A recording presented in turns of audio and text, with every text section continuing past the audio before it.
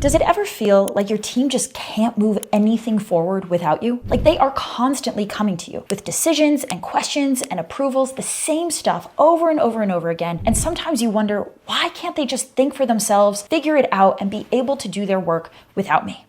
Well, in this video, I am going to break down exactly how to make that happen. We are going to talk through how to build what's called a self-managing team, a team that makes its own decisions, solves its own problems, and gets its own work done without having to go to you for everything and drag you into the weeds of your business. Sound pretty good? Then let's get started. So the first thing that we need to understand about our team's performance is that our team is actually just a mirror. Their behaviors, their performance is an exact mirror reflecting back to us, our leadership. Just in the way that a sports team's performance is a reflection of the coach. So if we want to level up our team's performance, the very good news is that the problem isn't actually with the team. We don't need to go out, fire everyone, and hire more expensive people. We actually just need to up level as a coach, and then our team's performance will reflect that back to us. Now, I know that's super confronting, right? This is Taylor Swift saying, it's me, hi, I'm the problem, it's me. And it's also incredibly powerful because it means we can use our team's performance as a mirror. We can literally use it as a data feedback loop where starting today, when you go and apply what you learn in this video, you will see the changes of your own leadership and your own level up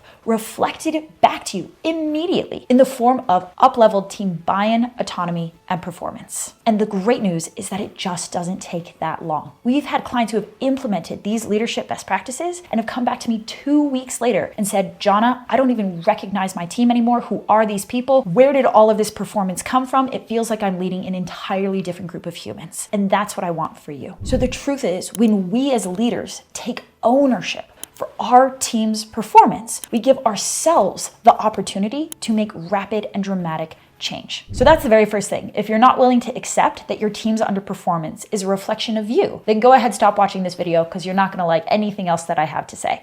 However, if you are willing to buy in on the concept that by up-leveling yourself, you can up-level your team, then let's dive into exactly how to do that. So when it comes to team dependency, a team that is coming to you for everything, asking the same questions over and over again, never solving their own problems, never thinking for themselves. In the hundreds of businesses and teams that I've worked with, that type of behavior generally comes down to one leadership trait. And I call this the magic vending machine. The magic vending machine works like this. So if I was a member of your team and on my desk next to my computer every day, there was a magic vending machine. And anytime I had a question or a problem, something happened that I didn't quite know how to handle, or maybe it was just a little bit hard or scary, I could just press a button on that magic vending machine and out would pop the answer. What would I do? I would press that button all day. Any question I have, big or small, press the button. Any problem, big or small, press the button. Why? Not because I'm not capable of figuring out that problem myself or answering my own question, but because it's a magic freaking vending machine. It's immediate, it's easy, it's correct every single time. Of course, I'm going to use it. So if your team is coming to you all day, every day for everything, it's because you as a leader are showing up as that magic vending machine, which again, is very confronting, but also great news because it means if we can learn how to turn the magic vending machine off, our team will all of a sudden start answering their own questions, solving their own problems. And what you'll realize is that they were always capable of that. They could do it the whole time. They just weren't because of how we were showing up as a leader, creating this dynamic and creating this dependency on us. So great then.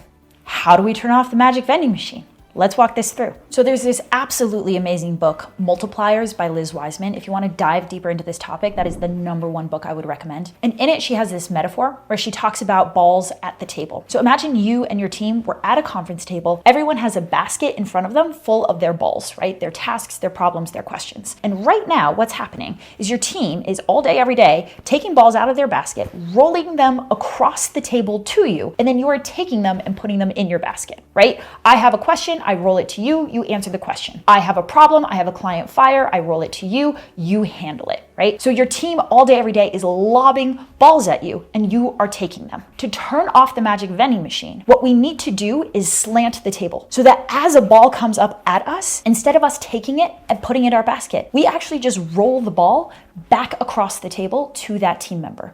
We keep their balls with them. Tactically, what this looks like is your team comes to you with a question. And instead of you just answering the question, rolling the ball back across the table looks like asking a follow-up question. So your team says, hey boss, what do I do about this? And you respond with, well, what have you tried in the past? What do you think the best solution is? I don't know. What do you think we should do? So instead of taking that ball and handling it, you are simply rolling the ball back across the table in the form of a leading or guiding question that helps them keep ownership for that ball, and with your support, take care of it. The underlying theme that comes up with a self-managing team is ownership. At the end of the day, do they own their tasks, their problems, their questions, their outcomes, or do you? If they have a question and they can roll that ball across the table and you'll handle it, then fundamentally, they don't own that question. You do. If they have a problem they can't figure out how to solve and you will swoop in every time and solve it for them, then they don't own that problem.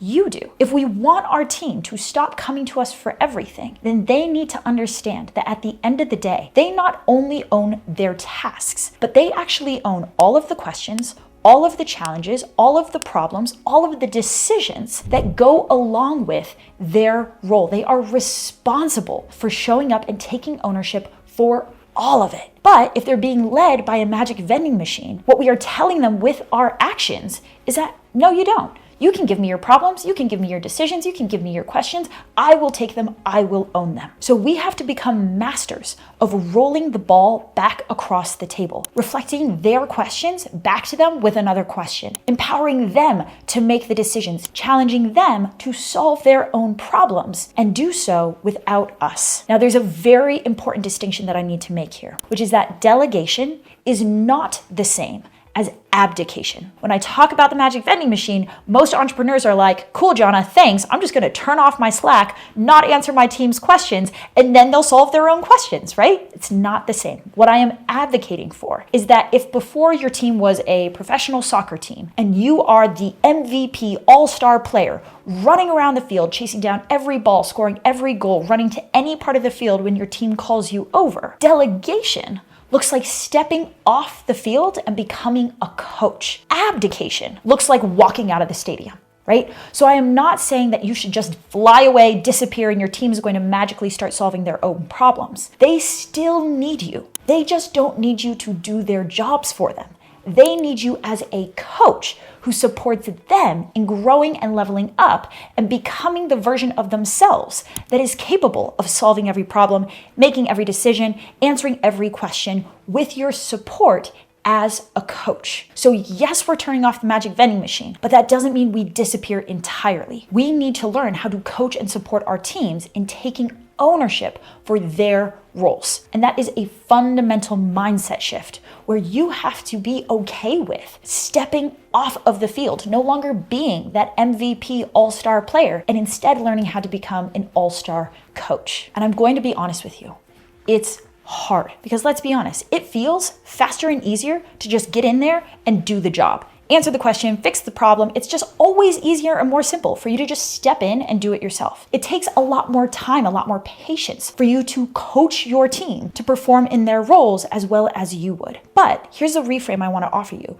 which is that in the long run, it actually saves you an enormous amount of time, energy, and ultimately money. Because we've got two movies here. We have a choice. In movie A, we keep showing up exactly as we have been. We keep the magic vending machine on. We answer every question. And in the moment, every one question, every one problem gets solved better and faster because you're willing to step in and do it. But then what happens 6 months from now? 6 months from now, you are still answering every question, making every decision, putting out every fire. And as your company grows and grows and grows, that's more questions, more decisions, more fires, and you will find yourself dragged deeper and deeper into the day-to-day weeds. It's a literal inevitability. But there's also movie B.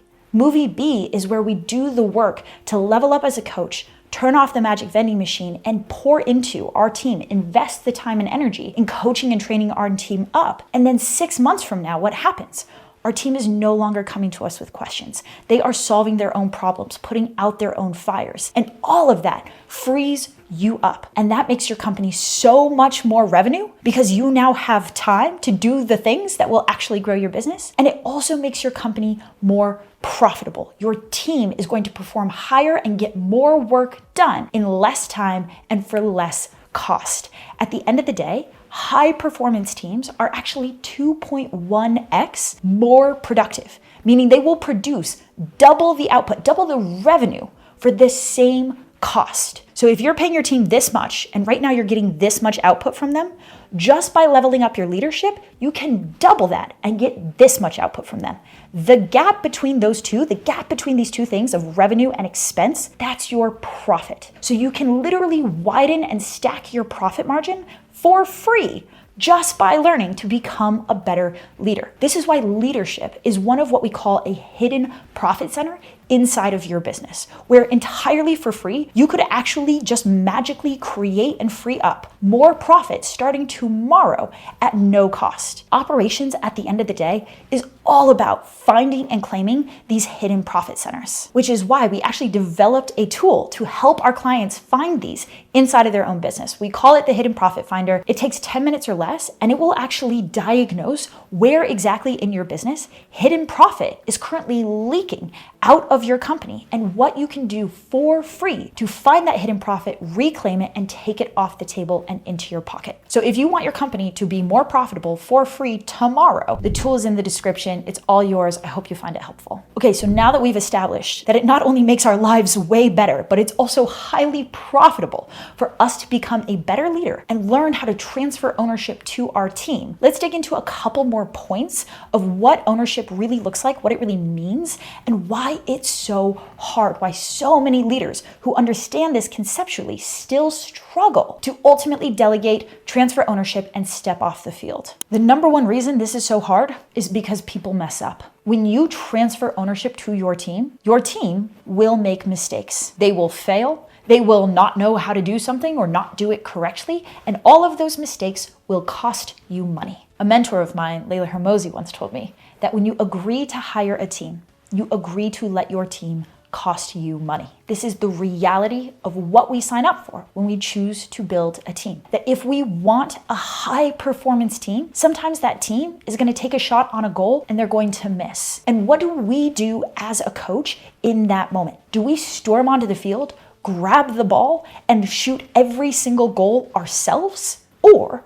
do we stay on the sidelines and figure out how do we coach and up-level our team so they perform better next time? Ownership is all well and good when everything's going well. When it matters most and when it's hardest to maintain is when mistakes get made and when those mistakes cost you money. So how do we keep ownership with our team when mistakes get made? It goes something like this. Your team dropped a ball and now there's a huge client fire and the client's really upset and your account manager comes to you and says, hey, can you talk to this client? They're really mad at me. The MVP player, the version of you that you used to be, would be like, yeah, put me on the phone with that client. I will handle this fire. I will put it out. I'll handle it. The coach version of you says something like this. Great.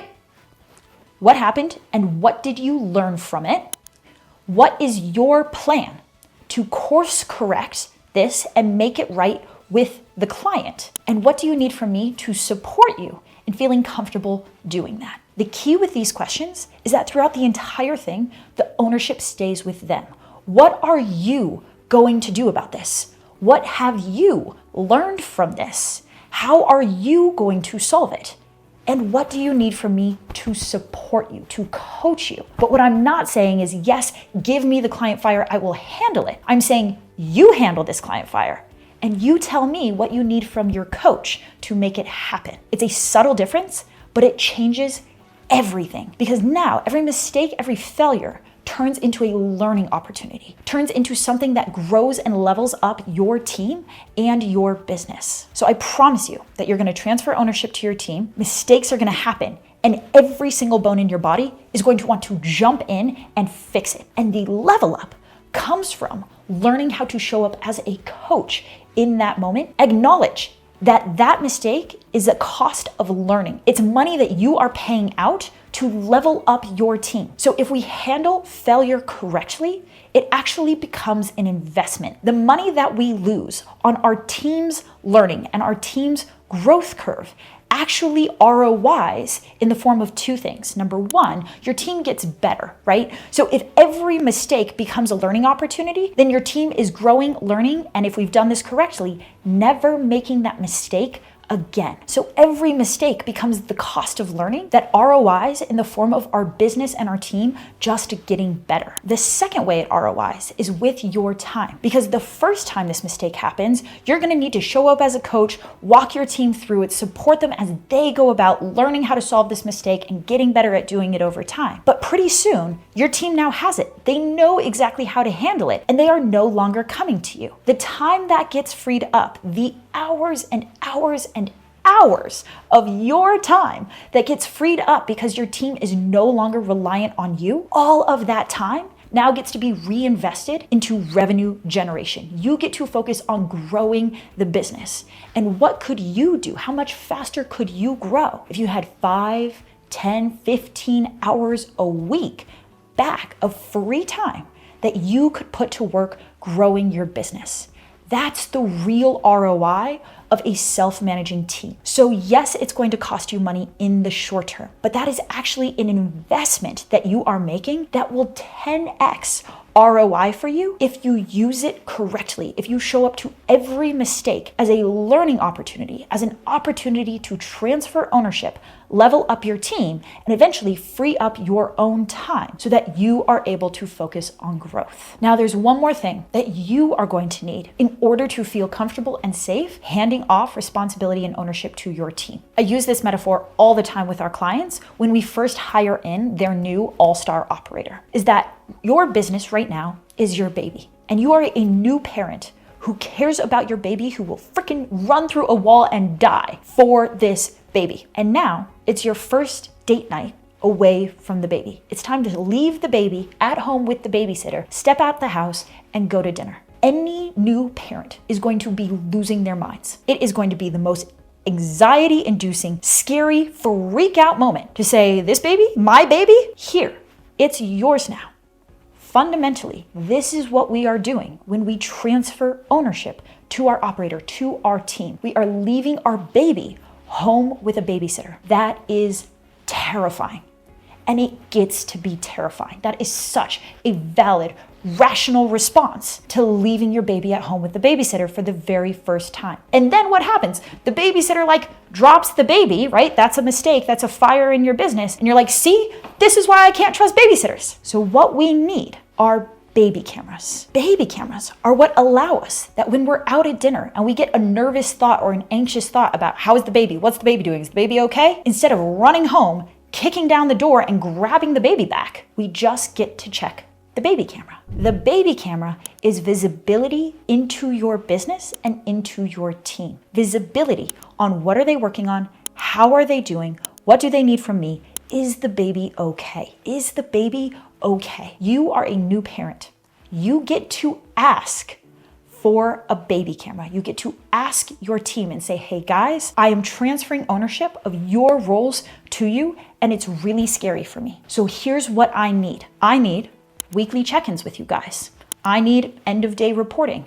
I need data dashboards. I need consistent meetings. You get to design what the baby cameras are that you need to feel safe enough to leave the baby at home with the babysitter. Because otherwise, as we've established, you will, again, it's totally valid. You will get anxious, rush home, grab the baby back. And all of that undermines the ownership that we just worked so hard to establish. So as you are handing things off to your team, again, delegation is not the same as abdication. It doesn't mean that you just fly away. It means that you get to ask for the data and the feedback loops that you need to establish, my team's got it.